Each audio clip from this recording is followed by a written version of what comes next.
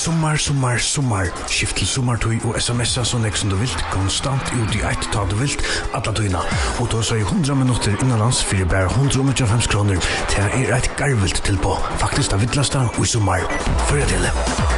My job is to create interest from like the foreign press and get like people from England, especially from United Kingdom and Denmark and Iceland, to come along. All destinations where Atlantic Airways flies to. So.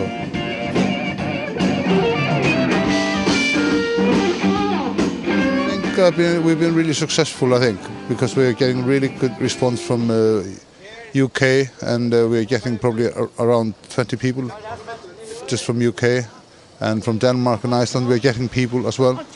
How have your work been? How do you make people interested in the festival? It's hard work. You go to loads of other festivals and you give out flyers. You talk about the festival, and Jon Tyrell and Sunneva Beck has been with me to a couple of festivals, and I went with 200 to Scotland where they played, and also the Spot Festival in Denmark where Boys in a Band and Budam played.